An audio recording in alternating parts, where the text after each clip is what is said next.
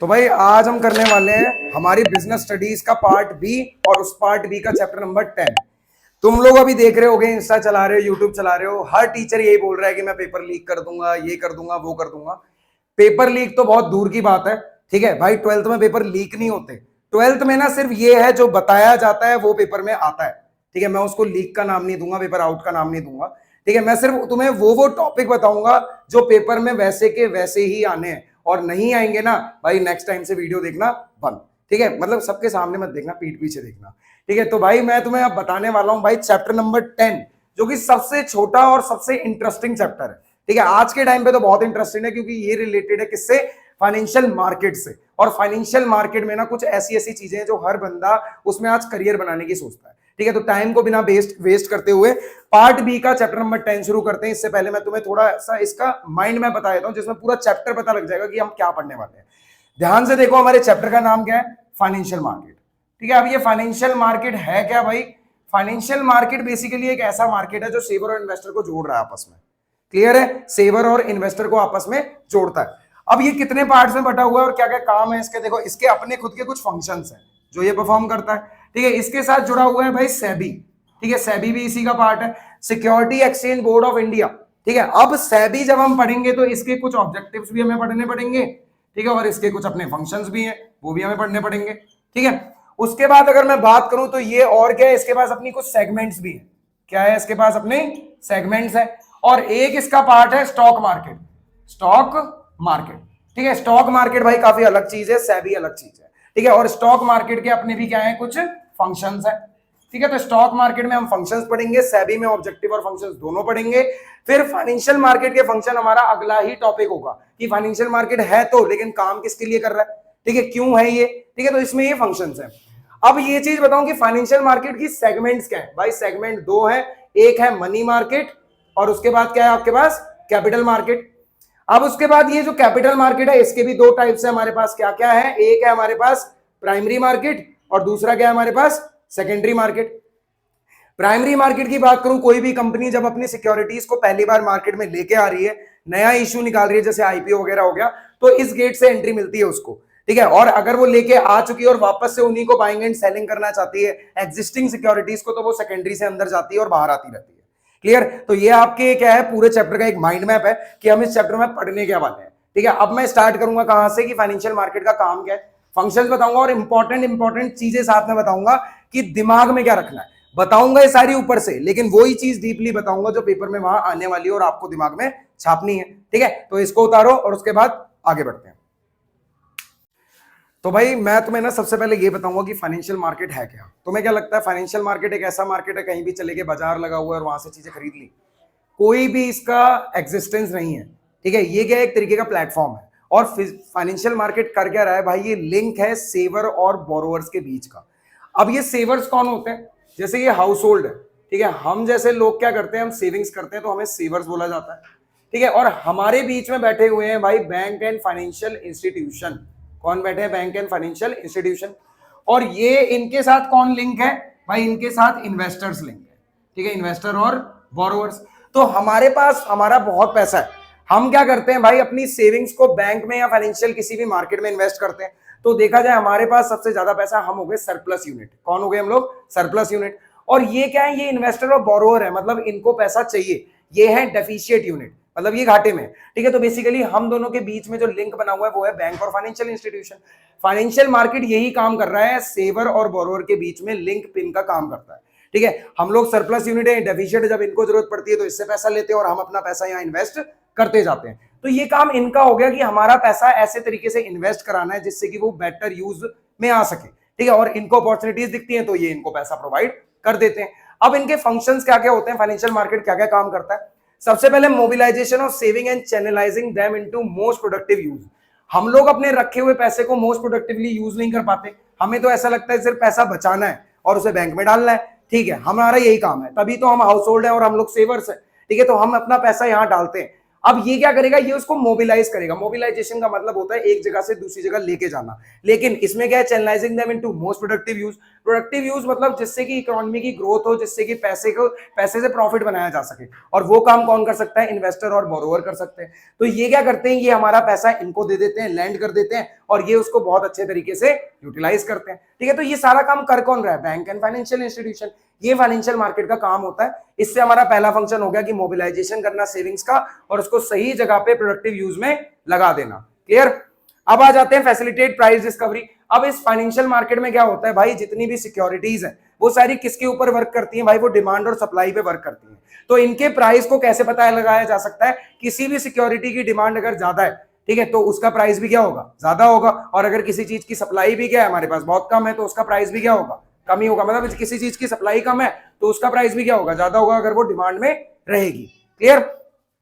अब आते हैं भाई प्रोवाइड लिक्विडिटी फाइनेंशियल एसेट्स। और यहां पर क्या होता है, हमने जितने भी असेट, अपने जितनी भी सिक्योरिटीज खरीदी हुई हैं, उसके लिए एक ऐसा प्लेटफॉर्म है जिसको हम तुरंत किस में कन्वर्ट कर सकते हैं? कैश में कन्वर्ट कर सकते हैं। मतलब ये हमें हमेशा इमरजेंसी में साथ जरूर देगा। आपने अगर कहीं पे पैसा लगा रखा है ना और आपको तुरंत नीड पड़ती है, तो आप उसको बेच के तुरंत अपनी चीजों को कैश में कन्वर्ट करवा सकते हैं। तो ये लिक्विडिटी प्रोवाइड करता है हमारे फाइनेंसिंग असेट को। फाइनेंसिंग असेट मतलब shares, bond, debentures. Fourth point, reduce the cost of transaction. अगर आप फाइनेंशियल मार्केट में ट्रांजेक्शन करना चाहते हैं तो ये मार्केट आपको क्या है, सारी नॉलेज प्रोवाइड करेगा। ठीक है, ये मतलब पूरे तरीके से ना आपको उस पर्टिकुलर कंपनी की, सारी कंपनीज की जितने भी शेयर्स आप खरीदना है, बेचना चाहते हैं, उसकी नॉलेज पहले ही आपको दे देगा। ठीक है, तो यहां से क्या हो जाता है ना कि आपको जो नॉलेज इकट्ठी करने पे पैसा खर्च करना है ना, वो नहीं लगेगा। तो बेसिकली आपकी जो कॉस्ट ऑफ ट्रांजेक्शन होगी वो क्या हो गई? कम हो गई। तो ये सारी सहूलियत उन लोगों को दे रहा है जो फाइनेंशियल मार्केट में विश्वास रखते हैं। तो ये सारे किसका काम होते हैं? ये फाइनेंशियल मार्केट का काम है और वो बहुत अच्छे से कर रहा है। तुम्हारा काम है इसको जरा अपनी कॉपी में नोट्स बनाना और अगले टॉपिक पे चलना। ठीक है, तो भाई अब हमारा अगला टॉपिक है कि फाइनेंशियल मार्केट की सेगमेंट्स क्या है। पेपर में कई बार आ जाता है। ठीक है, सेगमेंट क्या है ना भाई, उसके पार्ट एक तरीके से कह सकते हैं। ठीक है, उसके टुकड़े क्या है? फाइनेंशियल मार्केट दो टुकड़ों में चल रहा है, एक है मनी मार्केट, एक है कैपिटल मार्केट। हर्षद मेहता का नाम सुना होगा। ठीक है, इसमें डील करता था, पहुंचना इसमें चाहता था। क्यों पहुंचना चाहता था? ध्यान से देखो, मनी मार्केट एक ऐसा मार्केट है भाई जो शॉर्ट टर्म चीजों में डील करता है। ठीक है, शॉर्ट टर्म फंड्स में इन्वॉल्व करता है, मतलब डील करता है ये। इसमें क्या, आप इन्वेस्टमेंट भी शॉर्ट टर्म की कर सकते हो। आपको डेप्ट चाहिए तो आप भी शॉर्ट टर्म के लिए ले सकते हो। शॉर्ट टर्म कितना? शॉर्ट टर्म 1 साल तक का। ठीक है, अप टू 1 ईयर तक की जितनी भी इन्वेस्टमेंट है, जितनी भी डेप्ट है, वो आप यहां से ले सकते हो। ठीक है, प्लस देखा जाए यहां पर क्या है, आपके कुछ मेजर इंस्टीट्यूशन है जो लगे पड़े हैं। जैसे देखा जाए जीआईसी, यूटीआई हो गया आपका, कमर्शियल बैंक्स हो गए आपके। ठीक है, ये सारे लोग यहां से डीलिंग कर रहे हैं। ठीक है, और इसके क्या है, इसके कुछ इंस्ट्रूमेंट्स भी है हमारे पास, जैसे ट्रेजरी बिल हो गया, कमर्शियल पेपर हो गया। ठीक है, या फिर देखा जाए हमारे पास और क्या आ जाएगा, कॉल मनी आ जाएगा, एक्सेट्रा। ठीक है, तो बेसिकली यहां से आपको अगर जब भी काम करना हो, शॉर्ट टर्म की नीड जब भी हो, तो आप मनी मार्केट में जा सकते हैं। ठीक है, और इसका क्या है ना, कोई फिजिकल प्लेस नहीं है। ठीक है, कोई भी फिजिकल प्लेस नहीं है इसकी, और ये शॉर्ट टर्म में डील करती है। आपको पता लग गया, ये लिक्विडिटी आपको प्रोवाइड करते हैं। यहाँ पे मनी मार्केट हमारा खत्म हो जाता है। ठीक है, कि शॉर्ट टर्म इन्वेस्टमेंट के लिए है, कुछ इसके इंस्ट्रूमेंट है, उसके बाद कोई फिजिकल प्लेस नहीं है, मेजर इंस्टीट्यूशन जीआईसी, यूटीआई, ये सारे हैं, एक्सेट्रा एक्सेट्रा। अब आ जाते हैं भाई कैपिटल मार्केट पे। कैपिटल मार्केट एक ऐसा मार्केट है जो long term as well as medium term के इन्वेस्टमेंट में और डेप्ट में डील करता है। ठीक है, और बेसिकली जब भी आपको पैसा आपके 1 साल से ज्यादा की नीड के लिए लेना हो, तो आप इसका दरवाजा नहीं खटखटाएंगे, आपको जाना पड़ेगा कैपिटल मार्केट के पास। ठीक है, हर्षद मेहता यही था, बेसिकली स्टार्ट उसने यहीं से किया था, लेकिन उसको फायदा कम हो रहा था यहाँ पे, इसीलिए वो इसमें जाना चाहता था, लेकिन इसमें घुसना भी आसान नहीं है। और देखा जाए इसमें क्या है भाई, इसमें भी हमारे बड़े बड़े इंस्टीट्यूशन है, बैंकर्स इसमें भी है। ठीक है, एलआईसी इसी में है, रिजर्व बैंक ऑफ इंडिया भी इसी में। और इसको रेगुलेट कौन कर रहा है? इसको रेगुलेट करने वाला है भाई सेबी। ठीक है, सेबी इसको रेगुलेट करेगा मीडियम एंड लॉन्ग टर्म। ठीक है, medium and long term investment यहीं से ली जाती है, डेप्ट भी आप यहीं से रेज कर सकते हैं, मीडियम और लॉन्ग टर्म वाली। प्लस इसके जो प्लेयर्स हैं, ठीक है, इसके जो खिलाड़ी हैं भाई, वो है हमारे पास बैंकर्स हैं, उसके बाद हमारे पास आरबीआई भी यहीं पे है। ठीक है, बैंकर्स हो गए, आरबीआई हो गया, एलआईसी भी यहीं पे है। ठीक है, एक्सेट्रा, ये लोग इसके प्लेयर हो गए। 3 चीजें। चौथी चीज की अगर मैं बात करूं भाई, इसकी फिजिकल लोकेशन पहले थी। ठीक है, आपने देखा है जो दलाल स्ट्रीट है बॉम्बे की, वो इसकी फिजिकल लोकेशन थी, वहां रिंग में बेल बजती थी, उसके बाद ट्रेडिंग शुरू होती थी। अब इसमें जो इंस्ट्रूमेंट है, क्या क्या चीजें सिक्योरिटीज इसमें डील करी जाती है भाई, वो हो गए बॉन्ड्स। ठीक है, बॉन्ड्स आते हैं, शेयर्स आते हैं, डिबेंचर आते हैं। ठीक है, मतलब ऐसी ऐसी चीजें आप इसमें क्या कर सकते हो, इसमें डीलिंग कर सकते हो आप। तो बेसिकली कैपिटल मार्केट और आपको मनी मार्केट का मतलब पता लग गया। शॉर्ट टर्म के लिए ये, लॉन्ग टर्म और मीडियम टर्म के लिए इसकी फिजिकल लोकेशन नहीं है, इसकी फिजिकल लोकेशन है, पहले थी, अब वो भी अलाउड नहीं है क्योंकि इंटरनेट के थ्रू अब आपकी ट्रेडिंग चलती है। इसमें क्या है, जीआईसी, यूटीआई, ये सारे लोग यहाँ पे ट्रेड कर रहे हैं। ये लोग क्या है, यहाँ पर बैंकर है, एलआईसी है, प्लस आपका आरबीआई है। ठीक है, इसकी रेगुलेशन कौन कर रहा है? सेबी कर रहा है। इतना लिख दोगे बहुत है आपके लिए, यहां पर इसके फंक्शंस क्या हो जाते हैं, खत्म हो जाते हैं। ठीक है, अब मैं आपको इसके टाइप्स बताने वाला हूं। ठीक है, कैपिटल मार्केट के तो अपने टाइप्स हैं, लेकिन इसके कोई टाइप्स नहीं है। ठीक है, ये इस यहीं तक खत्म हो जाता है। कैपिटल मार्केट के दो टाइप है, एक होता है भाई प्राइमरी मार्केट और दूसरा क्या होता है आपके पास, सेकेंडरी मार्केट। ठीक है, तो प्राइमरी मार्केट बेसिकली जब सिक्योरिटीज पहली बार मार्केट में इशू होती है, ठीक है, तो न्यू फ्रेश इशू जब भी कंपनी लेके आती है अपने लिए, अपनी कंपनी के लिए फंड रेज करने के लिए, ठीक है, तो वो किसका दरवाजा खटखटाएगी भाई, वो आएगी प्राइमरी के पास। ठीक है, नई सिक्योरिटीज को इशू करने के लिए हमेशा प्राइमरी मार्केट का यूज किया जाता है। जैसे कोई आईपीओ लेके आ रही है कंपनी, ठीक है, इनिशियल पब्लिक ऑफर, तो वो प्राइमरी मार्केट के थ्रू आएगी।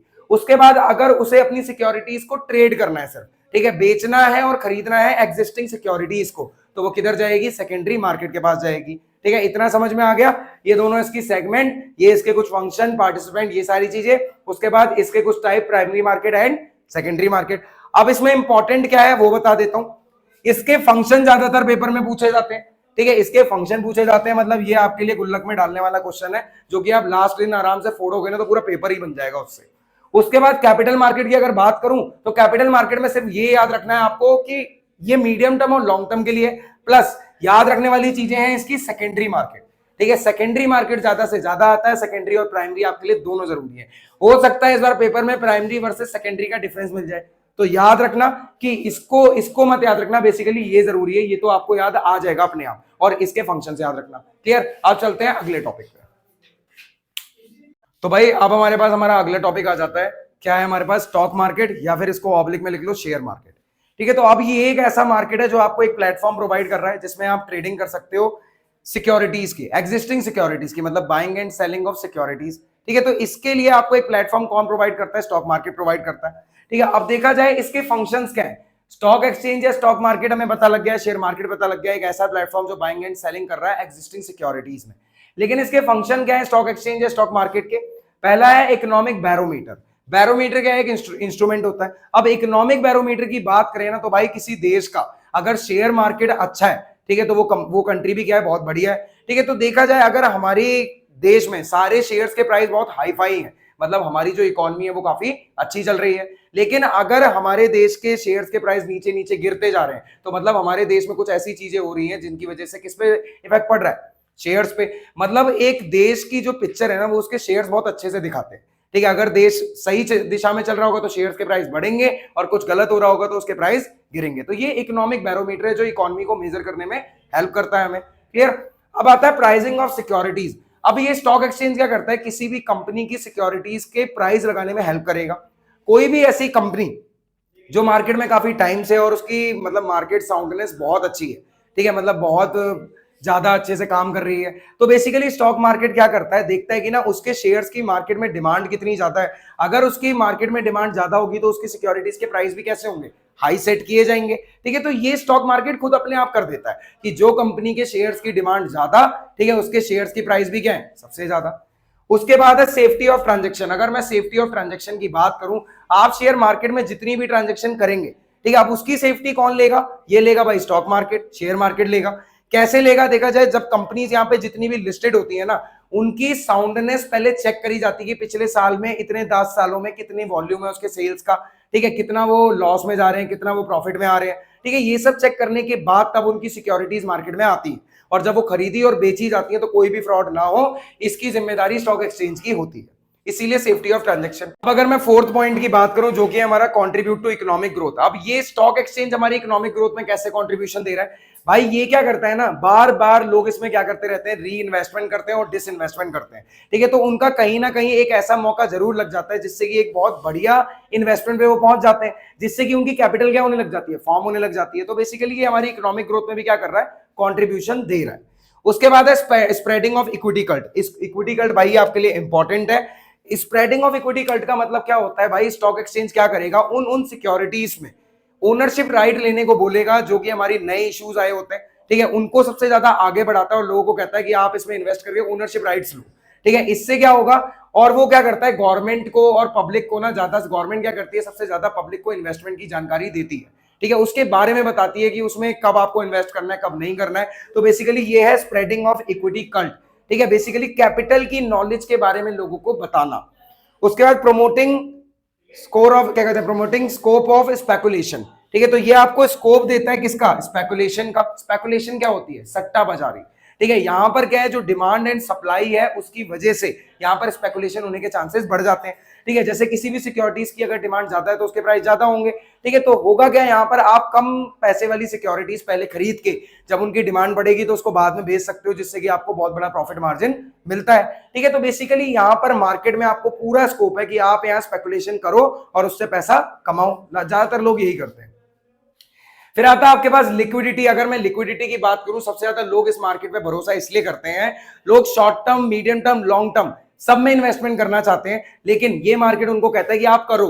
ठीक है, बिना सोचे समझे भी करो, मतलब ऐसे तो मत करो कि आपने सोचा समझा नहीं, लेकिन बिना डरे करो। आपको ऐसा नहीं लगना चाहिए कि आपके 1 करोड़ रुपए या 2 करोड़ रुपए इसमें फंस गए हैं और मेरे को अभी के अभी जरूरत है, पैसा नहीं मिल सकता। तो इसने ये दिक्कत खत्म कर दी है लिक्विडिटी से। आपको जब पैसे की जरूरत है आप अपनी लॉन्ग टर्म को शॉर्ट टर्म में कन्वर्ट कर दो या मीडियम टर्म में कन्वर्ट कर दो, और जितने की जरूरत है आप निकाल लो, तुरंत बेच के तुरंत आपके अकाउंट में पैसा आ जाएगा। ये लिक्विडिटी देती है आपको। Better allocation of capital. ठीक है, यहां पर देखा जाए मार्केट में जो बड़ी बड़ी कंपनीज है जिनकी डिमांड ज्यादा है, उनके प्राइसेस क्या है, हाई प्राइस रखे जाते हैं। ये मार्केट अपने आप डिसाइड कर लेता है कि जो बड़ी कंपनीज है जिनके शेयर्स की डिमांड ज्यादा है, उनके प्राइस भी क्या होंगे, ज्यादा होंगे। ठीक है, तो लोग क्या है, हेजिटेट करते हैं उन कंपनीज में इन्वेस्ट करने में जो कि लॉस मेकिंग है, क्योंकि लॉस मेकिंग इंडस्ट्रीज के जो प्राइस होते हैं वो कम होते हैं। ठीक है, तो वहां पर ना कभी भी पब्लिक ये नहीं चाहती कि हम अपने प्राइस को, हम अपने इन्वेस्टमेंट को खत्म होने दें या फिर लॉस में जाने दें। तो ये ऑलरेडी एक हिंट देता है कि आप ऐसी कंपनीज में इन्वेस्ट करो जिनके प्राइस क्या है, ज्यादा है। ज्यादा क्यों है, क्योंकि वो प्रॉफिट मेकिंग इंडस्ट्रीज है। तो आप इन्वेस्टमेंट करोगे तो आपका पैसा भी क्या हो जाएगा, डबल हो जाएगा, आपको बहुत फायदा होगा। ठीक है, तो ये सारे हिंट आपको देता है। तो ये सब काम है जो एक स्टॉक एक्सचेंज कर रहा है। ठीक है, अब हम आगे बढ़ेंगे जिसमें मैं प्राइमरी और सेकेंडरी मार्केट के बारे में आपको बताऊंगा। एक बार इसको नोट कर लो।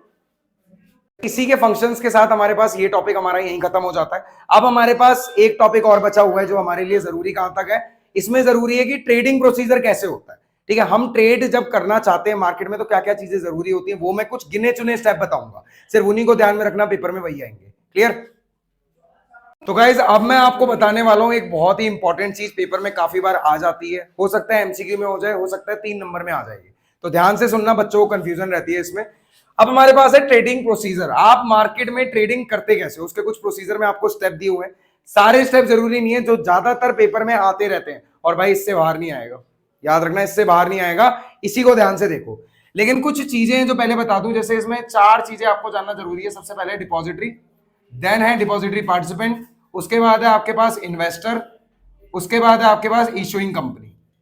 ठीक है, तो इसमें बात करते हैं भाई डिपॉजिटरी क्या है। डिपॉजिटरी एक ऐसा इंस्टीट्यूशन या ऑर्गेनाइजेशन है जो आपको सहूलियत देता है कि आप अपने अकाउंट में सिक्योरिटीज को रख सकते हैं। मतलब सिक्योरिटीज उसमें डालना और उससे निकालना, ये सब डिपॉजिटरी की वजह से हो पाता है। इंडिया में 2 तरीके की डिपॉजिटरी है, एक है एनएसडीएल, दूसरी है सीडीएसएल। ठीक है, ये है आपकी नेशनल सिक्योरिटी डिपॉजिटरी, उसके बाद ये है सेंट्रल डिपॉजिटरी सर्विस। ठीक है, तो बेसिकली 2 तरीके की हमारे पास ये डिपॉजिटरीज मिल गई। अब इन डिपॉजिटरी के नीचे जो लोग जुड़े हुए हैं वो है डिपॉजिटरी पार्टिसिपेंट, मतलब बेसिकली हमारे बैंक्स वगैरह। ठीक है, बैंक क्या करता है, एक डिपॉजिटरी पार्टिसिपेंट है, ये क्या करेगा, ये लोगों की सिक्योरिटीज अकाउंट में होल्ड करके रखवाता है। ठीक है, और देखा जाए फिर आते हैं इन्वेस्टर। इन्वेस्टर क्या करते हैं, डिपॉजिटरी पार्टिसिपेंट से इन्हीं का लेना देना है डायरेक्टली।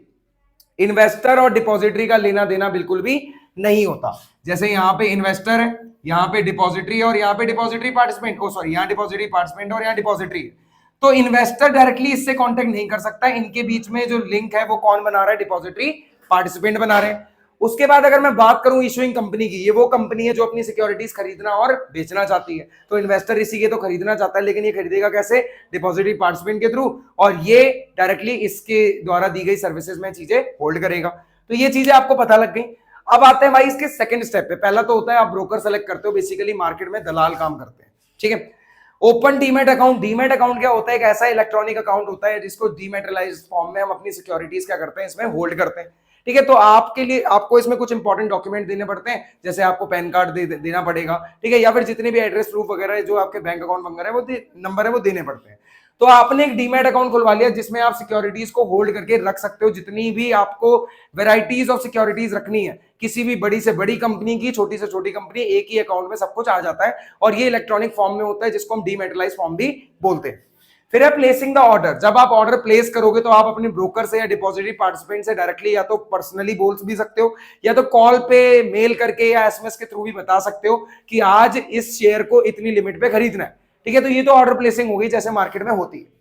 फिर आता है इश्यू ऑफ कॉन्ट्रैक्ट नोट। जब आपका ऑर्डर प्लेस हो जाता है तो एक ना स्लिप आती है, ठीक है, उसी टाइम पे निकल जाती है 24 घंटे के अंदर अंदर। उसमें क्या लिखा होगा, नंबर ऑफ शेयर्स लिखे होंगे, कंपनी का नाम लिखा होगा, प्राइस, कितनी क्वांटिटी और कितने प्राइस पे खरीदी है, सारी चीजें उसमें लिखी होती हैं। और ये आपके लिए एक प्रूफ होता है कि अब आपको आगे नेक्स्ट स्टेप पे जाना है, मतलब अब आपको पेमेंट करनी है। अब क्या होता है, यहां पे आ जाती है सेटलमेंट साइकिल। अब सेटलमेंट साइकिल की अगर मैं बात करूं तो शेयर्स अगर आपने खरीदे हैं तो आपके अकाउंट में शेयर्स भी आएंगे, आपने अगर बेचे तो आपके अकाउंट से जाएंगे भी और आपका पैसा भी आएगा। तो ये दोनों चीजें, डिलीवरी ऑफ शेयर्स, ठीक है, या फिर शेयर्स का जाना या शेयर्स का आना, पैसा मिलना और पैसा देना, ये सारी चीजें जिसको हम बोलते हैं सेटलमेंट साइकिल, ये T+2 डेज में हो जाती है, ठीक है। टी का मतलब है ट्रांजेक्शन डे, +2 का मतलब है 2 अलग से दिन। अगर मंडे को ट्रांजेक्शन हुई है तो वेडनेसडे से पहले पहले वो सेटल हो जाती है, अगर उसके बीच में कोई भी हॉलीडे नहीं आता। ये सेटलमेंट साइकिल है हमारे स्टॉक मार्केट की।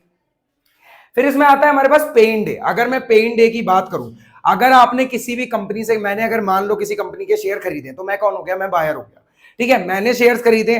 तो पे इन डे पे क्या होगा भाई, मैं क्या करूंगा, स्टॉक एक्सचेंज को पैसे दूंगा, ठीक है, मैंने उनको पैसे दिए और सेलर के पास क्या जाएंगे, वो पैसे चले जाएंगे और स्टॉक एक्सचेंज मेरे को क्या दे देगा, मेरी सिक्योरिटीज दे देगा। तो एक ऐसा दिन जिस दिन बायर पैसे देता है एक्सचेंज को, एक्सचेंज सेलर के पास पैसे पहुंचा के उसकी सिक्योरिटीज मेरे अकाउंट में डाल देता है, इसे हम पे इन डे बोलते हैं। अब अगर मैं पे आउट डे की बात करूं तो इस टाइम पे मैं सेलर हूं, ठीक है, यहां पर क्या होगा, मैंने अपनी सिक्योरिटीज बेची है, ठीक है, तो इस दिन क्या होगा, मेरे को मेरे अकाउंट में पैसे मिलेंगे और मेरी सिक्योरिटीज बायर के अकाउंट में चली जाएंगी। ये पे इन डे और वो आपका पे आउट डे, और ये दोनों काम ब्रोकर बीच में रह के करवाता है। क्लियर है ये चीज? तो ये आपका हो गया भाई ट्रेडिंग प्रोसीजर, जिसमें सारी चीजें जरूरी थी, सिर्फ इनको कर लेना और बाकी चीजें इंपॉर्टेंट इतनी नहीं है स्टेप्स में। क्लियर? अब आगे बढ़ते हैं अगले टॉपिक पे अपने। भाई एक 5 नंबर का टॉपिक स्टार्ट करने से पहले, जो कि मोस्ट इंपॉर्टेंट है, जिसको हम सेबी से भी दिखाते हैं, उससे पहले 2 नंबर का एक आंसर बताता हूं तुम्हें। डीमेटेरियलाइजेशन पेपर में आ जाता है। डीमेटेरियलाइजेशन क्या है, एक प्रोसेस है जिसमें इन्वेस्टर की फिजिकल सिक्योरिटीज को कैंसिल करके इलेक्ट्रॉनिक फॉर्म में दिया जाता था। वो भी किसमें, एक अकाउंट खुलवाया जाता था जिसको डीमेट अकाउंट बोला जाता था। और यहां पर क्या होता था, सिर्फ हमारे इन्वेस्टर को एक नंबर प्रोवाइड कर दिया जाता था जिसमें सारी सिक्योरिटीज वो होल्ड करता था। और मेनली इसे बनाने का काम क्या था, क्या क्या करना पड़ा हमें इसमें, पहले तो फिजिकल सिक्योरिटीज को कन्वर्ट कर दिया गया किसमें, इलेक्ट्रॉनिक फॉर्म में। किस लिए, लॉस, थेफ्ट और फ्रॉजरी से बचने के लिए। ये सब चीजें बहुत ज्यादा होती थी फिजिकल सिक्योरिटीज में, तो इन सबको खत्म करने के लिए हम इलेक्ट्रॉनिक फॉर्म में देने लग गए चीजें। उसके बाद पेपर वर्क क्या हो गया, बहुत ज्यादा रिड्यूस हो गया, ठीक है, पेपर वर्क की जरूरत अब हमें ज्यादा पड़ेगी नहीं। प्लस जो ब्रोकर आपका अकाउंट संभालता था, ठीक है, उसकी जिम्मेदारी होती थी कितने नंबर ऑफ शेयर्स यहाँ पे आएंगे और कितने यहाँ से जाएंगे, सब कुछ उसी का काम हो गया।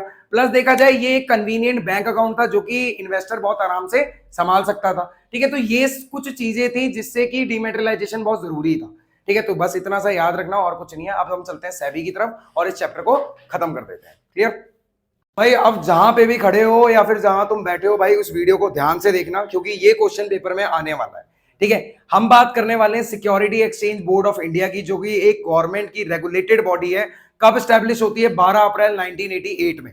लेकिन उस टाइम पे बेसिकली इसको ज्यादा अच्छा लीगल स्टेटस प्रोवाइड नहीं था, ठीक है, और इसको ज्यादा माना भी नहीं जाता था। ये सिर्फ हेल्थी अरेंजमेंट के लिए ही इसको रखा गया था कि ये सिक्योरिटीज का अरेंजमेंट बहुत अच्छे से करेगी, कुछ भी धोखाधड़ी नहीं होने देगी। और देखा जाए 1992 मई में गवर्नमेंट ने क्या दे दिया, इसको लीगल स्टेटस प्रोवाइड कर दिया और सिक्योरिटीज पे सबसे ज्यादा रेगुलेशन करने की जिम्मेदारी इसी को दे दी, ठीक है। और अब देखा जाए उसके पास उसका परपेचुअल सक्सेशन और कॉमन सील सब कुछ था, ठीक है, मतलब ये एक तरीके से पूरी लीगल बॉडी बन चुकी थी। अब देखा जाए कि इसके कुछ फंक्शंस हैं या फिर देखा जाए ऑब्जेक्टिव्स भी हैं। हम ऑब्जेक्टिव की अगर हम बात करते हैं तो ऑब्जेक्टिव क्या, क्यों काम कर रही है भाई सेबी, ये रेगुलेट करती है स्टॉक एक्सचेंज को। स्टॉक एक्सचेंज में जितनी भी सिक्योरिटीज की डीलिंग करी जाती है वो सेबी के अंडर करी जाती है। प्रोटेक्ट करना इन्वेस्टर के राइट्स को, ठीक है, और उनके इंटरेस्ट को, ठीक है। कोई भी धोखाधड़ी इन्वेस्टर्स के साथ नहीं होनी चाहिए, उनका इंटरेस्ट मार्केट से जाना नहीं चाहिए। उसके बाद प्रिवेंट माल प्रैक्टिस या इनसाइडर ट्रेडिंग। इनसाइडर ट्रेडिंग जैसी चीजें जिससे कि उनका इंटरेस्ट सबसे पहले खत्म होने की चांसेस रहते हैं, उनको बिल्कुल ये रोक टोक लगाती है उस पर। उसके बाद डेवलप कोड ऑफ कंडक्ट। जितने भी पार्टिसिपेंट हैं इसके डिपॉजिटरी है, इनके लिए कुछ ना कुछ रूल्स एंड रेगुलेशन से बनाती रहती है कि अगर आपको सेबी के अंडर ट्रेडिंग करनी है, ठीक है, अगर आपको लिस्टेड होना है तो आपको ये रूल्स एंड रेगुलेशंस मानने पड़ेंगे। इनको ध्यान से भाई पढ़ लेना, ये पेपर में आती हैं 3 या 4 नंबर की। क्लियर। अब चलते हैं फंक्शंस की तरफ, जो परमानेंट है कि आएगा ही आएगा। सेबी के 3 फंक्शन है। पहला फंक्शन है रेगुलेटरी फंक्शन, फिर है डेवलपमेंटल और लास्ट आता है प्रोटेक्टिव फंक्शन। ध्यान से सुनना। रेगुलेटरी फंक्शन क्या है कि इसका काम है आप चीजों को रेगुलेट करना। बेसिकली क्या, use to regulate the business in stock exchange. Stock exchange में जितना भी बिजनेस हो रहा है उसकी रेगुलेशन सारी कौन करता है, सेबी करती है, वो भी किसके अंडर, रेगुलेटरी फंक्शंस के अंडर। अब क्या क्या, पहला ये रूल्स एंड रेगुलेशंस को फ्रेम करते हैं, ठीक है, सारे बिजनेसेस के लिए। उसके बाद registration of broker and sub broker, ठीक है, जितने भी ब्रोकर हैं और जितने भी सब ब्रोकर हैं जो डिपॉजिटरी पार्टिसिपेंट के थ्रू लोगों से डीलिंग करते हैं, ठीक है, उन्हें सबसे पहले रजिस्टर करना पड़ता है किसके अंडर, सेबी के अंडर। उसके बाद तीसरा आता है regulation of takeover bids by company. जितनी भी बिड्स लगाई जाती हैं कंपनी के द्वारा, जितने भी मतलब उस पे वो लगाई जाती है कि इसका प्राइस इतना आएगा तो इसे खरीद लेना है, तो ये बिडिंग होती है। तो ये सारी चीजों पे ध्यान कौन रखता है कि कितनी लगा सकते हो आप, वो कितने पे कितनी नहीं लगानी है, तो ये सारा काम किसका है, सेबी का। तो ये रेगुलेशन करता है, मतलब लोग चीजों को कंट्रोल में रखता है। उसके बाद आते हैं डेवलपमेंटल। डेवलपमेंटल का मतलब होता है चीजों में डेवलपमेंट करना, promote and develop activities in stock market. तो डेवलपमेंटल फंक्शन के थ्रू ये स्टॉक मार्केट में होने वाली एक्टिविटीज को क्या कर रहा है, प्रमोट कर रहा है। अब पहला ये काम करता है कि ट्रेनिंग ऑफ इंटरमीडियरी, जितने भी इसके ब्रोकर हैं उनकी ट्रेनिंग ये टाइम टू टाइम करवाता है। ये इसका पहला डेवलपमेंटल फंक्शन हो गया। दूसरा है एडुकेट करना इन्वेस्टर को और ब्रॉडन करना उनकी अंडरस्टैंडिंग को। जितने भी इन्वेस्टर्स हैं उनको टाइम टू टाइम एडुकेट करते रहना और उनकी थिंकिंग को बढ़ाना, उनको मार्केट के बारे में ज्यादा से ज्यादा जानकारी देना। फिर है परमिटेड इंटरनेट ट्रेडिंग। आज आप देखते हो कि आपको वहां पे मुंबई में दलाल स्ट्रीट जाने की जरूरत नहीं है। आज आप फोन खोलते हो, नेट ऑन करते ही आप वहां पे ट्रेडिंग कर सकते हो। तो इंटरनेट ट्रेडिंग इसने प्रोवाइड कराई है, मतलब इसने अपने आप को डेवलप कर लिया है। तो ये थे रेगुलेटरी, ये थे डेवलपमेंटल। अब आते हैं प्रोटेक्टिव फंक्शन। कैसे ये चीजें बचाता है, हम लोगों को प्रोटेक्ट करता है। Protect interest of investor and provide safety of investment. सबसे ज्यादा भरोसा है इन्वेस्टर्स को इस पे, तो ये फंक्शन परफॉर्म करता है उनके इंटरेस्ट के लिए और उनके इन्वेस्टमेंट को बचाने के लिए। अब देखा जाए सबसे पहले क्या करेगा, ये इनसाइडर ट्रेडिंग को मना करता है। इनसाइडर ट्रेडिंग होती क्या, एक ऐसी प्रैक्टिस जिसमें कंपनी के ही अंदर का बंदा कुछ क्रूशियल इंफॉर्मेशन बाहर लीक कर देता है, जिससे कि पता चल जाता है कि कंपनी के प्राइस बढ़ने वाले हैं, घटने वाले हैं, ठीक है। तो ऐसी चीजें बिल्कुल प्रोहिबिटेड होती हैं, तो ये प्रोटेक्टिव है। फिर है इंश्योर इन्वेस्टर प्रोटेक्शन। इन्वेस्टर्स की प्रोटेक्शन का सबसे ज्यादा ध्यान रखा जाता है, क्योंकि सबसे ज्यादा सेविंग्स कौन लगा रहा है, हाउस होल्ड लगा रहा है, वो एक तरीके से सेवर है। अब इन्वेस्टर क्या कर रहा है, वही मार्केट में तो है जो चीजों को चला रहा है, ठीक है। तो इन्वेस्टर अगर पैसा इन्वेस्ट ही नहीं करेगा तो स्टॉक मार्केट होने का काम ही नहीं है बिल्कुल भी। फिर है चेक ऑन प्राइस रिगिंग। कुछ लोग क्या करते हैं भाई, प्राइस को जानबूझ के क्या करते हैं, बढ़ाते हैं और जानबूझ के कम दिखाते हैं। तो इन सब चीजों पे बहुत ज्यादा कंट्रोल रखा जाता है। यहां पर हमारा चैप्टर खत्म हो गया, ठीक है। 20 से 25 मिनट आपको लगने वाले हैं सिर्फ एक चैप्टर को देखने के लिए, और मैंने आपको इंपॉर्टेंट चीजें बता दी हैं। दोबारा से बता देता हूं, सेबी के फंक्शंस करने हैं, सेबी तो प्रॉपरली कर लो आप, ठीक है। स्टेप्स वही करने हैं जो बताया है आपको। उसके बाद प्राइमरी सेकेंडरी में डिफरेंस एक बार देख लेना। मनी मार्केट है, कैपिटल मार्केट क्या है, इसकी डेफिनेशन भी आपके लिए बहुत है, ठीक है। और बस इतने ही टॉपिक आप ध्यान से पढ़ लोगे तो आपका ये चैप्टर खत्म हो जाएगा, ठीक है। अगले चैप्टर में मैं आपको चैप्टर 9 फाइनेंशियल मैनेजमेंट के बारे में बताने वाला हूं। ज्यादातर बच्चों का डाउट में वो चैप्टर है, ठीक है। तैयारी करते रहो, टाइम बहुत कम बचा हुआ है और मार्क्स गेन करने की सोचो, इसलिए इंपॉर्टेंट टॉपिक। कुछ भी पेपर लीक हो रहा है, ये हो रहा है, वो रहा है, ऐसी वीडियोस पे बिल्कुल भी ध्यान मत दो, ठीक है। फोकस रहो बिल्कुल।